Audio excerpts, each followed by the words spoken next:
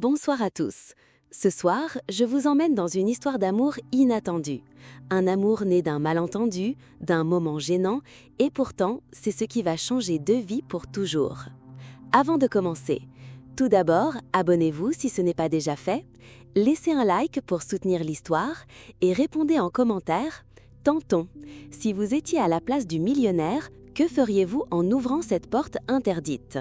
Le manoir Delacroix se dressait dans la nuit comme un château hors du temps. Des colonnes blanches, un vaste jardin noyé par la pluie et des fenêtres illuminées comme des yeux surveillant chaque recoin. À l'intérieur, tout était ordre et luxe. Tapis persans, boiseries anciennes, silence presque religieux. Antoine Delacroix, héritier d'une fortune colossale, rentrait plus tôt que prévu ce soir-là. Il portait encore son costume sombre, sa chemise légèrement entr'ouverte et sa cravate défaite. La journée avait été longue. Il voulait simplement souffler. Il posa sa mallette sur le bureau, retira sa montre et monta l'escalier de marbre. Ses pas résonnaient dans le couloir désert. Il ouvrit la porte de sa chambre, puis, machinalement, celle de la salle de bain attenante. Et là, le temps sembla se figer. Sous la lumière douce, la vapeur flottait encore. Une jeune femme, à la peau perlée de gouttelettes d'eau, sursauta en l'entendant entrer. Elle ne portait qu'une serviette blanche mal nouée autour de sa poitrine. Ses cheveux humides collaient à ses épaules fines. Ses yeux s'ouvrirent grands de stupeur. « Mon Dieu !» s'écria-t-elle, reculant d'un pas. « Qu'est-ce que… » Antoine resta figé, la main sur la poignée. Elle tremblait. Ses joues rougirent instantanément. Elle voulut parler, mais aucun mot ne sortit. « Qui êtes-vous et qu'est-ce que vous faites ici ?» demanda-t-il enfin, sa voix grave résonnant dans la salle. La jeune femme balbutia, les mains crispées sur la serviette. « Je suis Élodie, la nouvelle domestique. On m'a dit que je pouvais utiliser cette salle de bain pendant mon service. » Antoine cligna des yeux, incrédule. Il avait beau être un homme habitué aux imprévus, cette scène le déstabilisait totalement. Le silence tomba. Élodie respirait vite. Le bruit de l'eau qui gouttait encore de ses cheveux accentuait l'embarras. Enfin, Antoine détourna les yeux, tendus. « Habillez-vous immédiatement et sortez », dit-il sèchement. Élodie hocha la tête, les lèvres tremblantes. « Je suis désolée, monsieur, vraiment, je ne voulais pas. » Elle passa devant lui, presque en courant, serrant la serviette contre son corps comme un bouclier. Son parfum léger, mélange de savon et de fleurs, flotta un instant dans l'air. Antoine resta seul, figé, le cœur battant plus fort qu'il ne l'aurait voulu admettre. Il referma la porte derrière lui, soupira profondément et se laissa tomber sur le bord du lit. Ce visage, ce regard, cette gêne si sincère, il n'arrivait pas à l'effacer de son esprit. Ce n'était qu'une domestique, une étrangère. Et pourtant, quelque chose, dans cette rencontre accidentelle, venait de fissurer son monde parfaitement ordonné. La pluie tombait toujours sur le manoir Delacroix. Les éclairs illuminaient parfois les vitres comme pour rappeler à Antoine l'étrange scène qu'il venait de vivre. Il était assis dans son fauteuil de cuir, un verre de whisky à la main. Mais ce soir, l'alcool n'avait aucun goût. Son esprit revenait sans cesse à ce visage, à ses yeux effrayés et à la maladresse désarmante d'Élodie. Pendant ce temps-là, dans la petite chambre réservée au personnel, Élodie se recroquevillait sur son lit. Elle portait une simple chemise de nuit, trop large, ses cheveux encore humides. Elle se sentait coupable, humiliée, terrifiée à l'idée d'être renvoyée des deux mains. « Quelle idiote !» murmura-t-elle en serrant son oreiller. Elle avait quitté son village quelques semaines plus tôt, espérant trouver à Paris un travail stable. Cette place chez les Delacroix en présentait une chance unique. Et voilà qu'en une journée, elle avait tout gâché. Le lendemain matin, le manoir s'animait doucement. Les domestiques circulaient dans les couloirs, la chef du personnel distribuait des ordres. Élodie, tête baissée, s'affairait dans la cuisine. Ses mains tremblaient légèrement en épluchant des légumes. Elle redoutait le moment où elle croiserait de nouveau son employeur. Et ce moment arriva plus vite que prévu. La porte s'ouvrit. Antoine entra, costume impeccable, regard froid. Toute la cuisine se figea. Élodie sentit son cœur s'arrêter. Elle baissa les yeux, incapable de le regarder. « Vous, suivez-moi », dit-il sèchement. Les autres domestiques échangèrent des regards inquiets. Élodie posa son couteau, essuya ses mains et le suivit dans le couloir silencieux. Ils montèrent l'escalier. Puis, ils entrèrent dans son bureau, vaste pièce aux murs couverts de livres. Antoine referma la porte derrière eux. Le silence tomba. Il s'approcha du bureau, croisa les bras et la fixa. Élodie sentit ses joues brûler. Ses doigts jouaient nerveusement avec le tissu de sa robe. « Alors, dit-il d'une voix basse, « Monsieur, je suis vraiment désolée. Je ne savais pas que vous étiez rentré hier soir. Je ne voulais pas vous manquer de respect. » Sa voix tremblait. Ses yeux brillaient presque de larmes. Antoine la regarda longuement. Puis, contre toute attente, il soupira et détourna les yeux. « Ce n'était pas professionnel, mais je comprends. Vous êtes nouvelle ici et vous ne connaissiez pas encore les règles. » Élodie releva timidement les yeux. « Alors, vous n'allez pas me renvoyer ?» Il la fixa de nouveau. Son regard-dire s'adoucit juste un instant. « Non, pas cette fois. » Élodie inspira profondément, soulagée. Ses lèvres esquissaient un sourire discret. Antoine, lui, détourna les yeux immédiatement. Ce sourire, léger, fragile, le troubla plus qu'il ne voulait l'admettre. Il reprit d'un ton sec. « Mais à partir de maintenant, mademoiselle Martin, vous respecterez les espaces privés. La salle de bain, surtout, est interdite. Compris ? » « Oui, monsieur, je vous le promets. » Elle s'inclina légèrement, prête à quitter la pièce. Mais alors qu'elle posa la main sur la poignée, Antoine ajouta « Et Élodie ?» Elle s'arrêta, se retourna. Ses yeux rencontrèrent les siens. Un instant suspendu. Les yeux d'Antoine, durs d'ordinaire, semblaient fragiles, presque vulnérables. Élodie sentit son cœur battre plus vite. Elle aurait voulu dire quelque chose, tendre une main, mais ses lèvres restèrent muettes. Alors, Antoine rompit brusquement le moment. « Sortez », dit-il, plus sèchement. Élodie obéit, confuse, le cœur serré. Elle refermait la porte derrière elle, ses pas résonnant dans le couloir vide. Resté seul, Antoine s'assit dans le grand fauteuil de cuir. Ses yeux restèrent fixés sur la photo. La présence d'Élodie avait réveillé une douleur qu'il avait enterrée depuis des années. Mais au lieu de le mettre en colère, cela le troubla profondément. Pour la première fois de longtemps, il n'était plus sûr de pouvoir rester indifférent. Le manoir Delacroix brillait de mille feux ce soir-là. Des voitures de luxe s'alignaient devant l'entrée, leurs phares découpant la nuit. Les invités descendaient, femmes en robes somptueuses, hommes en smokings impeccables. À l'intérieur, les lustres illuminaient la grande salle de réception. Les rires, les conversations mondaines, le tintement des verres, tout respirait l'opulence. Antoine Delacroix, dans un smoking noir parfaitement ajusté, accueillait ses convives avec l'élégance d'un maître de liaison. Derrière son masque de sourire poli, il surveillait chaque détail. Et parmi les domestiques qui circulaient discrètement avec des plateaux d'argent, il y avait Élodie. Elle portait un simple uniforme noir et blanc, un tablier impeccable, mais ses gestes hésitants trahissaient sa nervosité. C'était la première fois qu'elle participait à une réception de cette ampleur. Elle devait servir du champagne, éviter les faux pas, se fondre dans l'ombre. Mais ses yeux, malgré elle, cherchaient souvent la silhouette d'Antoine au milieu de la foule. Un invité, un homme d'une quarantaine d'années, remarqua Élodie. Grand, sûr de lui, un sourire arrogant aux lèvres, il attrapa une coupe sur son plateau sans la quitter des yeux. « Tiens, tiens, et qui est cette jolie créature ?» dit-il d'un ton mielleux. Élodie baissa aussitôt les yeux. « Bonsoir, monsieur, je ne suis qu'une domestique. » L'homme éclata de rire. « Une domestique, avec un visage pareil, vous avez raté votre vocation. » Il fit un pas vers elle, son regard insistant. Élodie recula légèrement, mal à l'aise. « Excusez-moi, je dois travailler, murmura-t-elle. Mais l'homme lui saisit le poignet, doucement mais fermement. « Allons, ne soyez pas si farouche. » « Lâchez-la. » La voix d'Antoine, glaciale, coupa l'air comme une lame. Tous deux se retournèrent. Ils se tenaient là, les yeux fixés sur l'invité, son expression impénétrable. Un silence pesant tomba autour d'eux. Quelques convives proches avaient remarqué la scène. L'homme éclata d'un rire gêné. « Antoine, allons, je ne faisais que plaisanter. »« Vos plaisanteries ne sont pas les bienvenues ici, » répondit Antoine d'un ton sec. « Élodie, vous pouvez retourner au service, » ajouta-t-il en posant brièvement ses yeux sur elle. Élodie, rouge d'embarras, s'inclina légèrement et s'éloigna précipitamment, son cœur battant à toute vitesse. Un peu plus tard dans la soirée, alors qu'elle traversait discrètement un couloir vide avec un plateau vide, Élodie entendit des pas derrière elle. Elle se retourna. C'était Antoine. Son regard, habituellement froid, était trouble, presque agité. « Est-ce qu'il vous a fait mal ?» demanda-t-il, plus doucement qu'elle ne s'y attendait. « Non, monsieur, c'était rien », balbutia-t-elle. Elle baissa les yeux, mais il fit un pas vers elle. Ses doigts effleurèrent son poignet, là où l'homme l'avait saisi. Un geste léger, mais chargé d'une intensité étrange. Élodie sentit son souffle se bloquer. Le silence les enveloppait. Si proche, elle distinguait le parfum subtil de son maître, mélange de cèdre et de cuir. Antoine retira sa main comme s'il venait de franchir une limite. Il se racla la gorge, reprenant son ton distant. « Retournez dans la salle, on vous attend. » Puis il s'éloigna, sa silhouette disparaissant dans l'ombre du couloir. Élodie resta immobile quelques secondes, le cœur tambourinant dans sa poitrine. Elle porta sa main à son poignet, encore chaud de ce contact bref. Un frisson la parcourut. Elle le savait maintenant.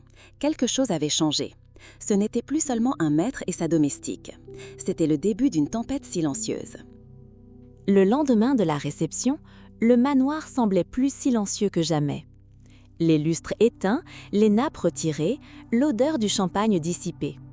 Pourtant, dans l'air flottait encore un parfum invisible, celui de la soirée, de la jalousie et du trouble. Antoine Delacroix passait la matinée enfermé dans son bureau. Il tentait de se plonger dans ses dossiers, mais son esprit dérivait sans cesse. Chaque fois qu'il fermait les yeux, il revoyait Élodie, son sourire timide, son regard baissé, et surtout cette peur dans ses yeux quand cet homme l'avait saisi. Il posa brusquement son stylo, soupira et passa une main sur son visage. « Qu'est-ce qui m'arrive » pensa-t-il.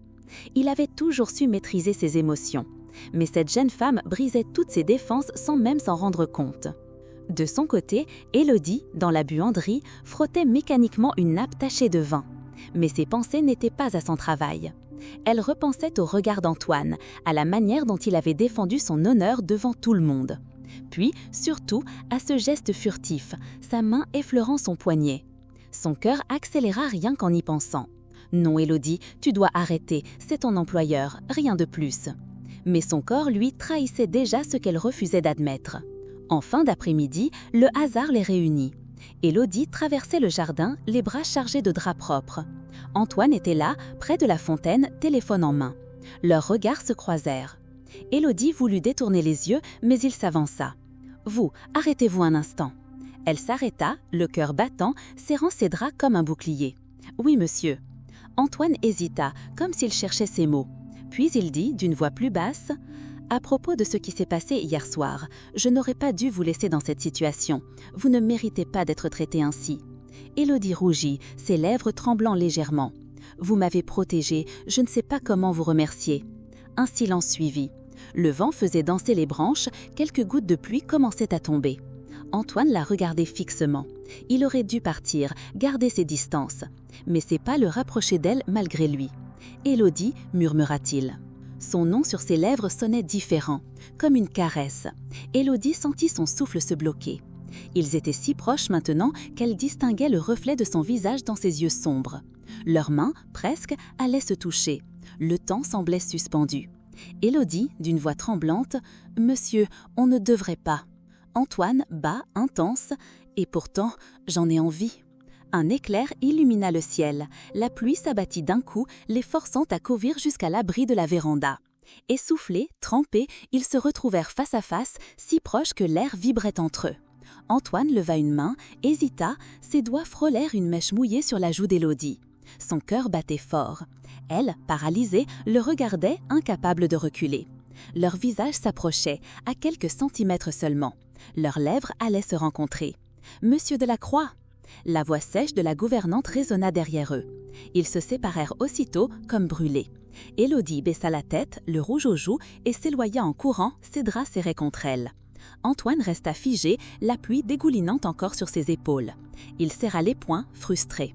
Jamais il n'avait ressenti un tel mélange de désir et de colère contre lui-même. Cette tempête, ce n'était que le début. La pluie de la veille avait laissé le jardin humide et le manoir semblait enveloppé dans une brume étrange. Élodie, malgré sa fatigue, s'était levée tôt pour reprendre ses tâches. Mais son esprit n'était pas apaisé. Toute la nuit, elle avait revécu ce moment, ce presque baiser interrompu. Elle avait senti son cœur battre si fort qu'elle craignait qu'il n'explose. Et la voix de la gouvernante résonnait encore dans sa tête, comme un rappel cruel à la réalité. « Non, il ne faut pas, je dois me protéger. » Pendant ce temps-là, Antoine Delacroix descendait l'escalier principal vêtu d'un costume sombre, l'air préoccupé. Son visage affichait une maîtrise froide, mais à l'intérieur, une lutte faisait rage. Il revoyait sans cesse la silhouette d'Élodie, trempée par la pluie, ses lèvres si proches des siennes. Il s'assit dans le salon, prit une tasse de café, mais ne toucha pas à la boisson. Ses pensées dérivèrent encore. « Qu'ai-je fait? Elle n'est qu'une employée, et pourtant, pourquoi est-ce que je brûle ainsi ?» À cet instant précis, la porte d'entrée du manoir s'ouvrit. Un parfum de luxe, de fleurs chères, emplit la pièce. Une femme entra, élégante, vêtue d'un manteau beige et de talons brillants. Ses yeux bleus glacés fixaient Antoine avec un mélange de tendresse et de reproche. « Antoine, tu ne m'attendais pas ?» dit-elle d'une voix douce mais assurée. Antoine se leva brusquement. « Camille !» Élodie, qui passait par le couloir avec un plateau de verre, s'arrêta net. Son souffle se bloqua. Elle observa discrètement la scène depuis l'ombre. Camille Moreau, l'ex-fiancée d'Antoine. Tout le monde au village parlait d'elle. On disait qu'elle venait d'une grande famille parisienne, riche et influente. Leur rupture avait fait scandale quelques années plus tôt. Camille retira lentement ses gants de cuir. « Antoine, tu n'avais pas une raison de... » Elle s'approcha de lui, posa une main légère sur son bras. « Ne dis pas ça, je vois dans tes yeux, tu n'as pas oublié. » Élodie sentit un pincement violent dans sa poitrine, comme si une lame invisible la transperçait. Elle baissa la tête, voulant fuir, mais ses jambes refusaient d'avancer. Antoine recula d'un pas. « Camille, notre histoire appartient au passé. » Elle sourit d'un air sûr d'elle. « Le passé peut-être, mais tu sais très bien que certaines choses ne meurent jamais. » Son regard se posa alors par hasard sur Élodie qui tenait toujours son plateau. Un silence. Camille arqua un sourire ironique aux lèvres. « Et qui est cette jeune fille ?» Élodie sentit ses joues s'inflammer. Elle voulut parler, mais aucun mot ne sortit. Antoine, avec une voix ferme, dit rapidement « C'est Élodie, elle travaille ici, rien de plus. » Ces mots tombèrent comme des pierres. Élodie sentit son cœur se briser un peu. Elle s'inclina légèrement, presque en fuite, et disparut dans le couloir. Plus tard, seule dans sa petite chambre mansardée, elle s'assit sur son lit, les mains tremblantes. Elle se répéta encore et encore « Rien de plus, rien de plus ». Et pourtant, les larmes coulaient sur ses joues. Pendant ce temps-là, dans le grand salon, Camille se rapprochait encore d'Antoine. « Tu joues avec le feu, Antoine, et tu sais très bien que je ne pars pas sans obtenir ce que je veux. » Il la fixa, silencieux. La tempête qui grondait dans son cœur venait de trouver un nouvel ennemi, son passé. Le manoir semblait figé dans un silence pesant ce matin-là. Les rayons du soleil traversaient à peine les lourds rideaux de velours, illuminant les couloirs d'une lumière pâle et froide. Pour Antoine Delacroix, chaque pas résonnait comme un rappel cruel. Il devait faire un choix. Son passé, incarné par Camille, exigeait loyauté et statut social. Son présent, Élodie, incarnait la sincérité, la fragilité et ce sentiment qu'il n'avait jamais ressenti auparavant. Élodie, quant à elle, se préparait dans sa petite chambre. Elle savait qu'Antoine allait la convoquer. Son cœur battait fort, mélange de peur et d'attirance. Elle respira profondément. « Je dois rester forte, rien de plus, rien de plus. » Elle se dirigea vers le bureau d'Antoine, le plateau vide à la main comme chaque matin. Antoine l'attendait. Son regard était sombre, sa mâchoire serrée. « Antoine » dit-il lentement. « Élodie. »« Oui, monsieur » répondit-elle, la voix tremblante. Il prit une profonde respiration. « Il faut que je sois honnête avec toi. » Élodie sentit son souffle se bloquer. « Oui, Camille est revenue. Elle veut reprendre sa place dans ma vie. » Élodie baissa les yeux. Son cœur se serra, mais elle força un sourire. « Je comprends, je n'ai pas le droit d'interférer. » Antoine secoua la tête. « Ce n'est pas une question de droit ou de statut, c'est une question de cœur, et je suis perdue. » Élodie sentit une boule se former dans sa gorge. Elle voulait parler, le rassurer, mais aucun mot ne sortit. Plus tard, dans la matinée, Camille descendit dans le salon pour discuter avec Antoine. « Tu sais très bien ce que je veux, » dit-elle avec assurance. « Et tu crois que je peux t'oublier, après tout ce temps ?» répondit Antoine, la voix tendue. Il pensait à Élodie, à ses maladresses charmantes, à son courage silencieux, à son sourire pur. Et il savait que son cœur ne voulait pas du passé. Mais le poids de la société, de l'image et des attentes était écrasant. Il s'assit lourdement, le visage caché dans ses mains. Élodie, dans sa chambre, entendait les éclats de voix venant du salon. Elle savait qu'elle était en danger, que son rôle ici pourrait se réduire à néant. Mais elle ne pouvait pas ignorer ce que son cœur lui dictait. « Je l'aime, même si c'est impossible », pensait-elle. Elle descendit prudemment les escaliers, espérant entendre la fin de cette confrontation. Antoine sortit finalement du salon. Il la vit dans l'ombre, les yeux brillants de larmes qu'elle ne voulait pas laisser couler. Il s'approcha lentement. « Élodie » murmura-t-il. « Oui » répondit-elle, le souffle court. « Je ne sais pas ce que je dois faire. Mon cœur, il est à toi. Mais son monde, il est à moi. Mais le monde, autour de moi. » Élodie posa une main sur son bras. « Écoutez votre cœur, monsieur. Ce n'est pas le monde qui décide pour vous, c'est vous. » Un silence. Leurs regards se croisèrent. La tempête intérieure d'Antoine semblait s'apaiser, ne serait-ce qu'un instant. Mais le passé et la société ne disparaîtraient pas facilement. Le soir tombait sur le manoir de la Croix. Les lumières dorées des lampes illuminaient les couloirs silencieux. Le parfum des fleurs fraîches flottait dans l'air, mêlé à celui du bois ciré et du cuir des meubles anciens. Tout semblait calme, mais à l'intérieur, un orage invisible grondait. Antoine marchait lentement dans le salon, les mains derrière le dos, le regard perdu dans le vide. Il repensait à Élodie, à ses maladresses charmantes, à son courage silencieux, à son sourire pur, qui ne quittait jamais ses pensées. La revoir ce soir-là était inévitable. Élodie, quant à elle, avait terminé ses tâches. Elle s'apprêtait à quitter le salon quand elle le vit debout près de la cheminée. Son souffle se bloqua. Son cœur battait à toute vitesse. « Monsieur » murmura-t-elle, presque sans voix. Antoine se retourna lentement. « Élodie, je dois te parler. » Il fit un pas vers elle, son regard sombre et intense fixé sur le sien. « Tout ce que j'ai essayé de cacher, toutes mes règles, mon contrôle, j'en ai plus. » Élodie sentit une chaleur étrange monter en elle. « Je ne comprends pas, balbutiait-elle. Antoine s'approcha encore. « Je t'aime, Élodie. Je n'ai jamais cru que je pourrais aimer ainsi quelqu'un. Mais c'est toi, toi seule. » Les mots tombèrent comme une pluie chaude sur son cœur. Élodie sentit les larmes monter, mais cette fois, c'étaient des larmes de joie, de soulagement et de peur mêlées. « Moi, commença-t-elle, mais sa voix se brisa. Elle ne pouvait pas mentir, elle voulait